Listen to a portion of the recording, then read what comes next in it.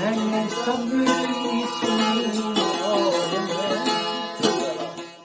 आज उनका जो कालम है वसतुल्लाह खान साहब का, उसका उन्वान काफ़ी हस्बे हाल भी है और जो सूरत हालात चल रही है उसके मुताबिक भी है। लिखते हैं कि गद्दार होना अच्छी बात नहीं है।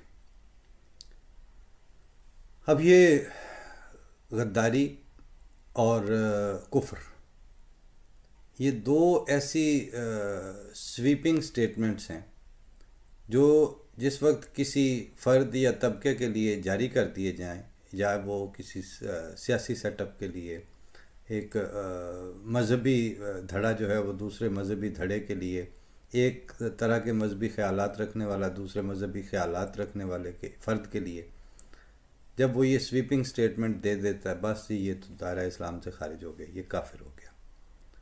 ये एक पहलू हो गया सोसाइटी का। एक है गद्दार कि जनाब ये इन्होंने तो गद्दारी कर दी, ये तो गद्दार हैं।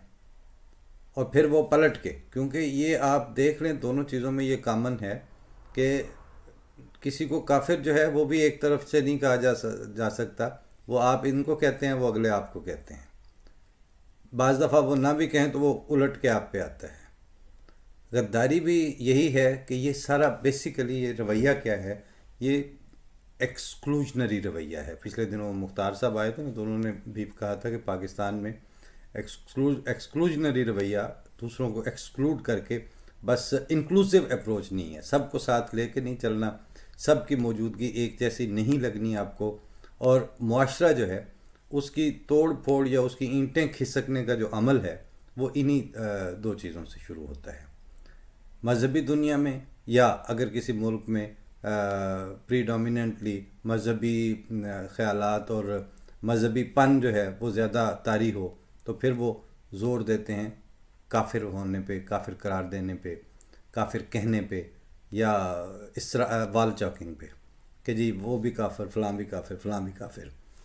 जिस वक्त सियासी लिहाज से, समाजी लिहाज से सोसाइटी उस तरह की ईंटें खिसकनी शुरू होने लगती हैं, तो उस वक्त फिर उनके जो हक़ शहरियत है, जो उस मुल्क की ओनरशिप है, वो एट स्टेक होती है। उस पे जाके वार पड़ता है, उस पे तबर चलता है, और फिर ये गद्दारी का जो ढोल है वो बहुत बुलंद आहंग में पीटा जाना शुरू होता है।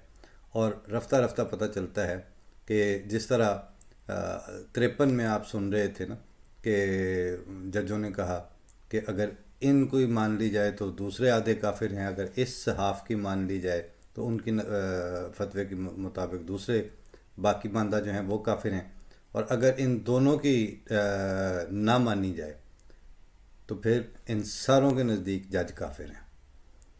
बिल्कुल इसी तरह से अब गद्दारी यहाँ तक पहुँची कि जो जंगों में लड़ने वाले हैं, सरहदों का दिफा करने वाले हैं, वो सियासतदानों के नज़दीक गद्दार हो गए। उनको बताया जाता है बाकायदा, उनमें से चीज़ें उठा उठा के दिखाई जाती हैं कि फ़लाँ मौके पर, फ़लाँ मौके पर, और फिर वो हथियार डालते हुए की तस्वीरें जनरल न्याजी वाली जो हैं वो वायरल होती हैं।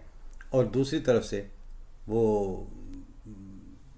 साबिक प्राइम मिनिस्टर्स जो हैं वो भी गद्दार, फिर वो दूसरे साबिक सदर रहने वाले भी गद्दार, फांसियाँ पाने वाले भी गद्दार, और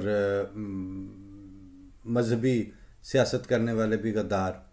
यानी अब मुहिब वतन तो कोई भी नहीं बचा।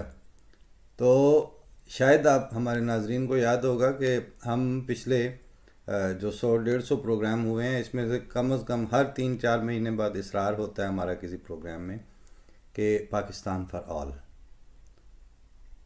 और पाकिस्तान सबका होना चाहिए, सबका होगा तो पाकिस्तान या मुल्क होगा। मुल्क धड़ों के हो नहीं सकते।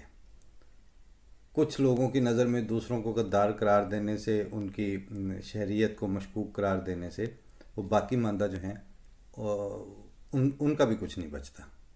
वही कि मैं आज ज़द पे अगर हूँ तो खुशगुमान ना हो, चराग सब के बुझेंगे, हवा किसी की नहीं। ये फ़ज़ा जब चल रही होती है तो उन दिनों जो जो कुछ लिखा जा रहा है वो बाज़ सूरतों में डॉक्यूमेंट करने के लिए, बाज़ सूरतों में इसलिए कि अच्छा जब जब ये बातें हुई थी तो हमने अपनी सी कोशिश तो करके देखी थी, बात वाज़ेह भी करने की कोशिश की थी।